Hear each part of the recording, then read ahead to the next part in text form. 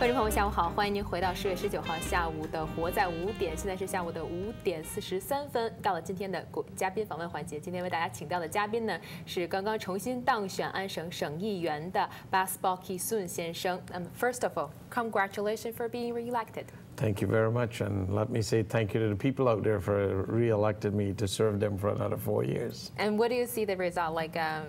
It's not very that good for. Well, I guess it was a little disappointing because we would have liked to have a majority government and actually continue to do the work we've been doing on behalf of all the people of Ontario. But I guess if you could look at the numbers, we're as close to a majority as you can get. Just one seat short. 1 seat short.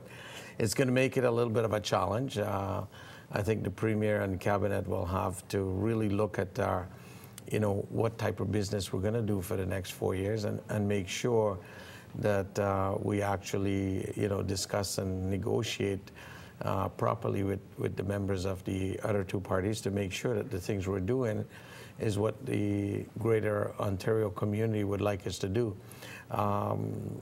Personally, I think if you look at what we've done for the last 8 years, we've made major strides in education and healthcare, but the challenges we face for the next 4 years is quite different. So if we could probably maintain what we've done in those two fields, that would be great.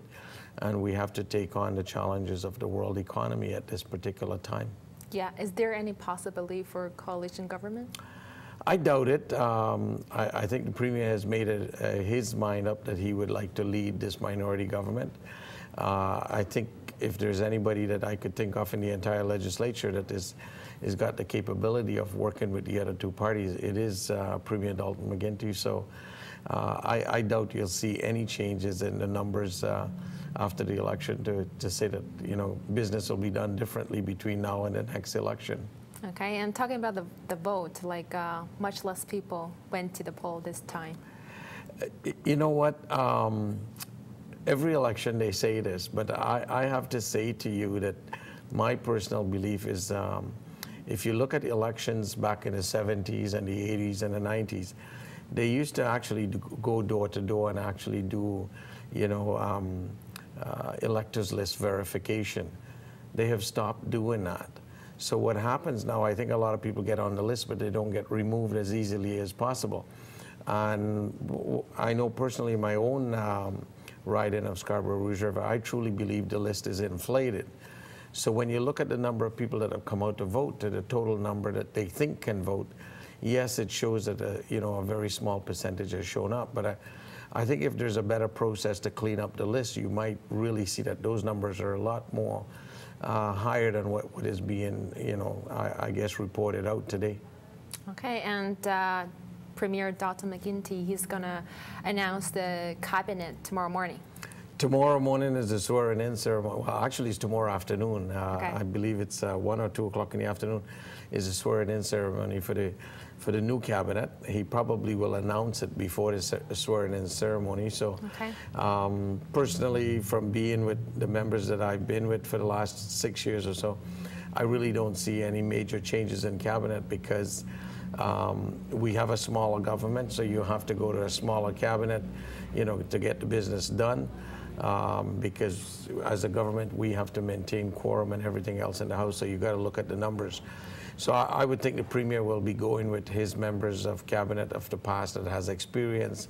They've been very strong, they've been very solid and good performers. So I'll be surprised if there's major changes in our cabinet. Okay, we'll wait and see. That's right. And what is Liberals' main focus for the coming 4 years? Well, I think the government as a whole has to be very concerned of what's happening worldwide, especially in Europe. Right now, you're having a lot of financial problems with the European Union. You hope they can solve it, but it doesn't look like it'll be solved very easily. So when you look at Europe, Europe is struggling with their economy. When you look at the USA, they're struggling with their economy. If you look at Ontario and Canada as a whole, our GDP is dependent on these two economies. Definitely. So definitely our focus for the next couple of years would be, what can we do to strengthen the economy? What can we do to stabilize it? And we have to continue to look at opportunities to provide jobs for people in Ontario, because annually we have more students coming out of university graduating with skills that are looking for jobs. So that would be the real challenge for the first 2 years or 3 years or so.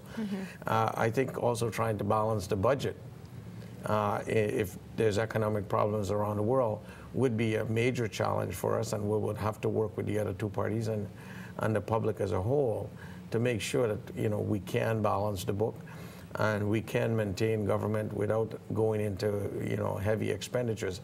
And I think the federal government has recognized the same too, because they've made some major statements in the last couple of weeks that is, you know, of a similar nature.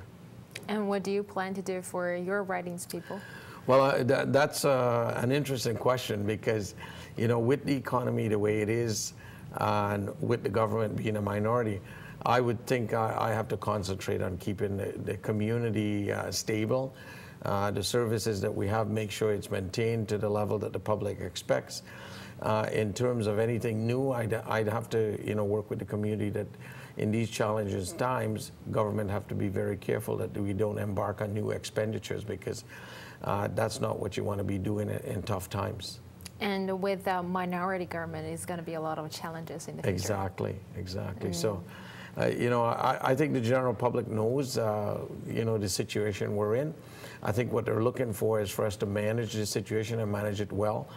And if there's any government that can do it, I think it's this government, because we've been in office for 8 years. We have enough experience in our team, and we've got a lot of talent on our team that we should be able to deliver that. Do you know that Tim Hudak, he said that the Liberal government is going to be a very short leash? Well, you know, I guess... So it seems that he's ready to, you know, bring you guys down. Well, I hope that's not what he's thinking. I think what he's trying to say is any minority government you have gives the opposition parties a little bit more control and a little bit more room to negotiate with the government to make sure that you know, the agenda of the general public is satisfied and the concerns of the general public is dealt with. So I think that's what he basically means, and I hope that's what he means, because I hope that he's not really intending on bringing the government down for bringing the government down's sake, because I don't think the general public is really ready for another election. I would say canvassing door to door, a lot of people were electioned out, and they really want to see some stability and some longevity in government, that there is what we would look for is a stable economy to make sure people have jobs, people are comfortable, and everybody can you know, maintain their standard of living.